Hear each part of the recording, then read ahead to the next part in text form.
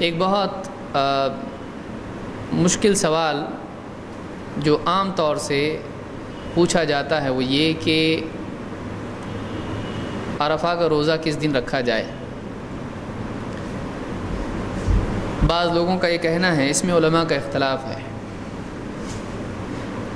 ایک قول علماء کا یہ ہے کہ عرفہ کے بارے میں حدیث میں آیا ہے کہ من صام یوم عرفہ، جو عرفہ کے دن روزہ رکھے غفر له سنة امامہ و سنة بعدہ، اس کے لیے اس کے سامنے جو سال ہے اس کے بھی اور اس کے بعد والا جو سال ہے اس کے بھی گناہ معاف ہوتے ہیں۔ اس میں دو سوال ہیں۔ ایک سوال یہ ہے کہ عرفہ کا روزہ کس دن رکھا جائے۔ دوسرا سوال ہے کہ اس میں 2 سال کے گناہ کیسے معاف ہوتے ہیں۔ ایک سال جو چل رہا ہے اور ایک وہ سال جو ابھی آیا بھی نہیں، تو جب گناہ کیے نہیں ہیں تو گناہ معاف کیسے ہوتے ہیں؟ معاف تو وہی ہوگا جو کیا ہے۔ وَسَنَةٌ بَعْدَهُ، جو اس کے بعد والا سال ہے اس کے بھی گناہ معاف ہوتے ہیں۔ بعض لوگوں نے مسلم کی حدیث کو بھی ضعیف کہہ دیا۔ کیوں؟ انہوں نے کہا کہ دیکھیے ایسا تو ہو ہی نہیں سکتا ہے کہ اگلے جو گناہ کیے ہی نہیں ہیں تو وہ معاف ہوں، تو کچھ تو غلطی اس میں ہوئی ہے۔ بعض لوگوں نے کہا کہ نہیں، یہ خصوصیت نبی صلی اللہ علیہ وسلم کی ہے، اس میں امتی کو شریک کرنا صحیح نہیں ہوگا کہ اللہ تعالیٰ اگلے پچھلے تمام معاملات کے لیے مغفرت کا عام وعدہ کرتے ہیں، فیوچر کے لیے بھی مغفرت ہو جائے، تو یہ نبی کی تخصیص ہے۔ اس لیے بعض لوگوں نے کہا یہ نبی کے لیے خاص ہے، امتیوں کے لیے ایسا نہیں ہے، لہٰذا یہ حدیث صحیح نہیں ہے۔ سب سے پہلی بات تو یہ کہ اگر ہم کو کوئی چیز نہیں سمجھ میں آتی ہے تو قصور حدیث کا نہیں ہوتا ہے، ہماری اپنی عقل اور سمجھ کا ہوتا ہے۔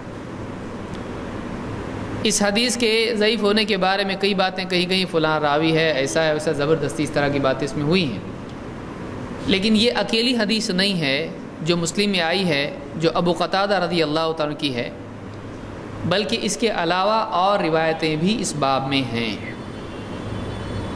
مثال کے طور پر جو میں نے حدیث ذکر کی وہ مسلم کی نہیں ہے، یہ روایت قتادہ ابن نعمان سے آئی ہے اور یہ ابن ماجہ کی ہے۔ اسی طرح سے اور ایک حدیث ہے جس کو سہل ابن سعد الساعدی رضی اللہ تعالیٰ نے روایت کیا ہے، اور یہ ابو یعلا میں موجود ہے، مسند ابی یعلا میں موجود ہے۔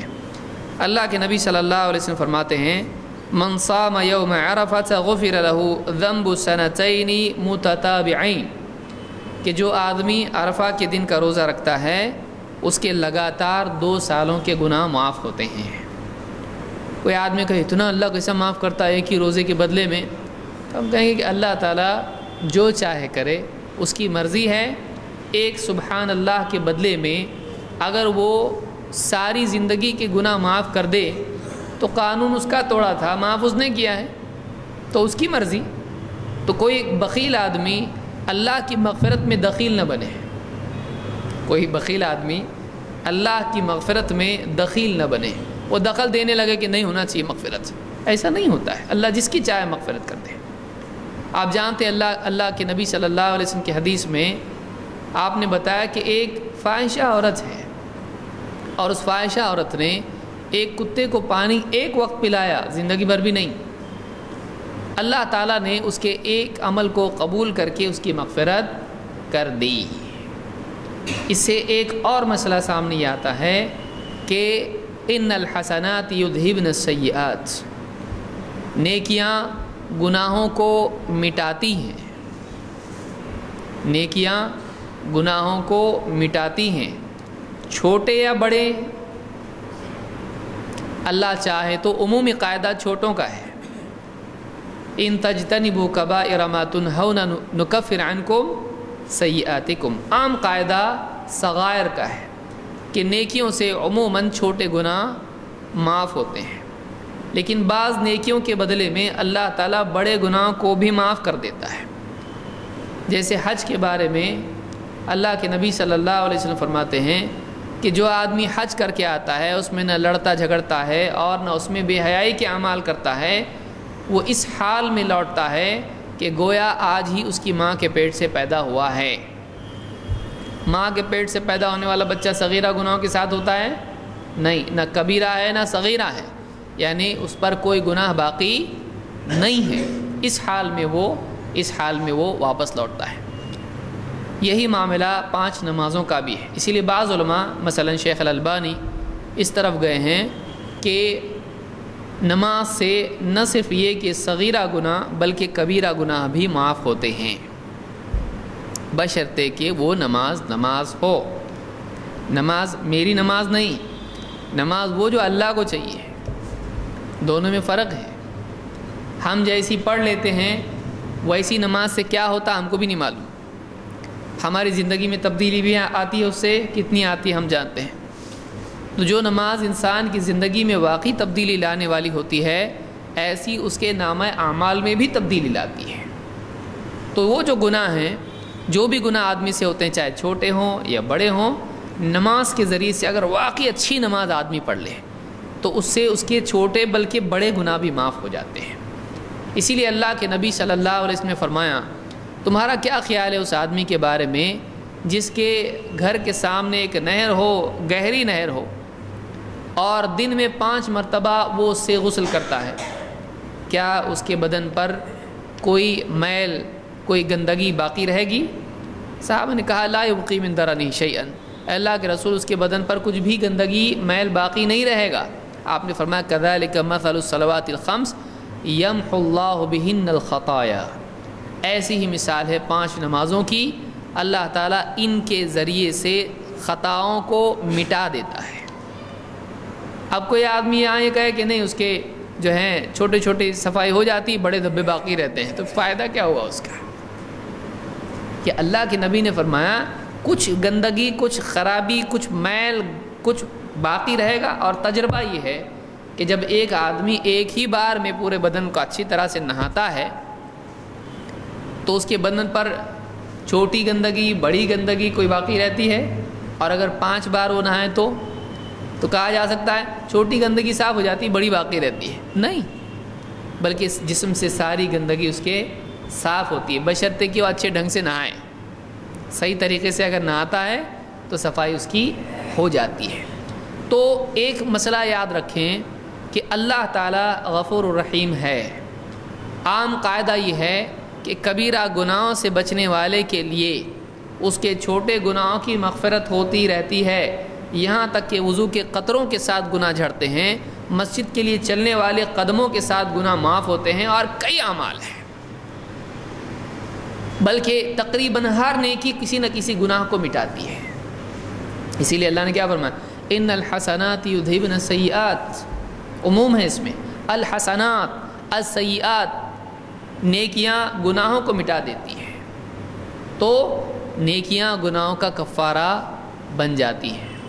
اسی لیے آپ صلی اللہ علیہ وسلم نے بھی فرمایا کہ جب تجھ سے کوئی غلطی ہو جائے تو نیکی کر لے، وَأَتْبِعِ السَّيِّئَةَ الْحَسَنَةَ تَمْحُوهَا، تو گناہ تجھ سے کچھ ہو جائے تو فوراً نیکی کر لے، وہ نیکی اس گناہ کو مٹا دے گی۔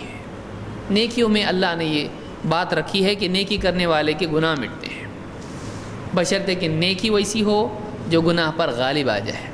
اور گناہ کے سلسلے میں سب سے اچھی نیکی کیا ہے؟ توبہ۔ توبہ نہ صرف اس ایک گناہ کو مٹاتی ہے بلکہ توبہ سارے گناہوں کو مٹا دیتی ہے۔ وَمَن يَغْفِرُ الذُّنُوبَ إِلَّا اللَّهُ، اللہ نے فرمایا اللہ کے سوا گناہوں کی مغفرت اور کرتا کون ہے؟ اللہ ہی تو ہے جو سارے گناہوں کی مغفرت کرتا ہے، کوئی نہیں کر سکتا کسی کے گناہوں کی مغفرت، انبیاء بھی نہیں، یہ صرف اللہ ہے جو انسان کے گناہوں کو معاف کرتا ہے۔ تو اس حدیث میں جو بتایا گیا ہے کہ 2 سال کے گناہ معاف ہوتے ہیں، یہاں پر سوال یہ پیدا ہوتا ہے کہ ٹھیک ہے پہلے جو کیے وہ تو معاف ہوتے ہیں، وہ تو سمجھ میں آیا، 1 سال بھر کی صحیح 10 سال کے ہوں، ہم کو کیا ہے اللہ جو چاہے معاف کرے، لیکن وعدہ کتنے سالوں کا ہے؟ 2۔ تو پچھلے جو کیے ہیں ان کا تو سمجھ میں آیا، لیکن جو ابھی تک کیے ہی نہیں گناہ، آنے والا سال ہے اس کے گناہ کیسے معاف ہوں گے؟ جب کیے ہی نہیں تو معاف کیسے ہوں گے؟ علماء نے کہا کہ کفارہ سیئات کیا ہے کہ ایک نیکی اپنے بالمقابل گناہ کو مٹا دیتی ہے۔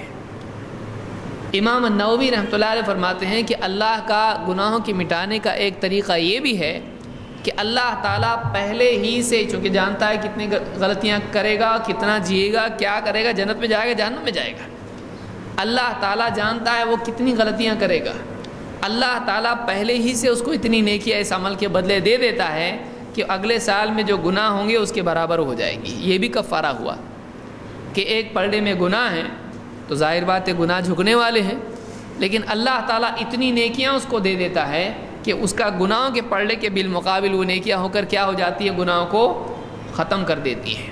گویا کہ وہ گناہوں کے برابر ہو کر اس کے نیکی اور گناہ کے پلڑے کو کیا کر دیتی ہے، برابر کر دیتی ہے۔ تو جتنی غلطیاں اس سے ہونے والی ہیں اللہ پیشگی طور پر اتنی نیکیاں اس کو دے دیتا ہے کہ گویا وہ اس کے گناہوں کے برابر ہو کر ان کو مٹا دیتی ہے۔ شرح النووی میں یہ بات انہوں نے کہی ہے۔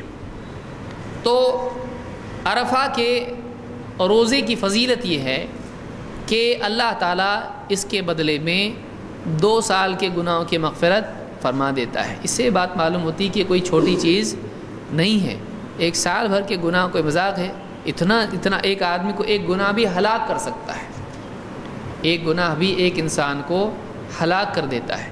اور کوئی آدمی چھوٹے گناہوں کے بارے میں بے فکر نہ ہو، بلکہ اللہ کے نبی صلی اللہ علیہ وسلم نے حضرت عائشہ سے فرمایا تھا کہ چھوٹی چھوٹی غلطیوں سے بھی بچتی رہنا، اس لیے کہ لکڑی کے چھوٹے چھوٹے تنکے جمع کر دیے جائے، اس کا ڈھیر بنے تو اچھی آگ اس سے جل جاتی ہے۔ کیسی خطرناک مثالیں دیکھیے کہ آدمی کہے کہ اتنی چھوٹی لکڑی کیا جلائے گی، لیکن ایسی چھوٹی لکڑیاں جب جمع ہو جاتی ہیں اور پھر ان میں آگ لگائی جائے تو اس سے ایک بڑی بھیانک آگ بھی بن سکتی ہے۔ لہٰذا چھوٹی غلطیوں سے بھی آدمی کو بچنا چاہیے، اس لیے کہ وہ جب جمع ہو جاتی ہیں تو ہلاکت کا سبب بن جاتی ہیں، لہٰذا چھوٹی غلطیوں سے بھی بچنا چاہیے۔